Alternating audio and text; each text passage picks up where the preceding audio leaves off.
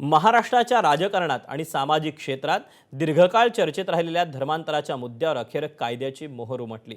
सक्तीनं फसवणूक करून, आमिष दाखवून किंवा अवाजवी प्रभाव टाकून होणाऱ्या कथित बेकायदेशीर धर्मांतराला आळा घालण्याच्या उद्देशानं राज्य सरकारनं तयार केलेल्या महाराष्ट्र धर्म स्वातंत्र्य विधेयकाला राष्ट्रपतींच्या मंजुरी मिळाल्यानंतर हा कायदा 30 जुलैपासून आता लागू करण्यात आलेला आहे।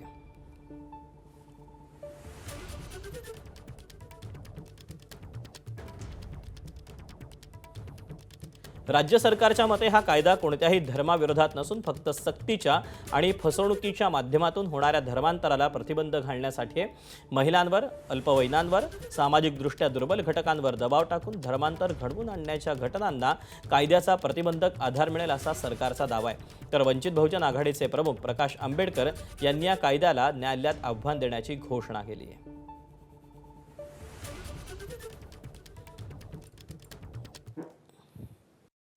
कोणी कुठल्या देवाला मानायचं, त्यांनी कुठल्या संताला मानायचं, हा सरकारच्या परमिशनचा इश्यू नाही आहे। तर घटनेचं कलम 25 आणि 26 हे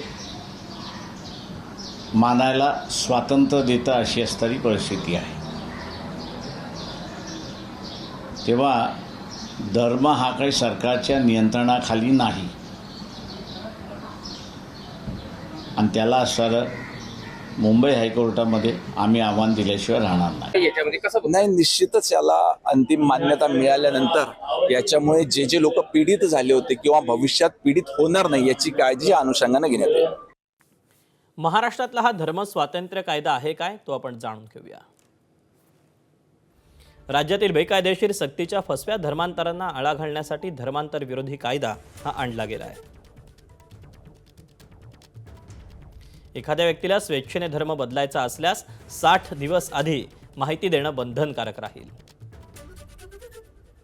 या कायद्याअंतर्गत दाखल होणारे गुन्हे दखलपात्र आणि अजामीनपात्र असतील।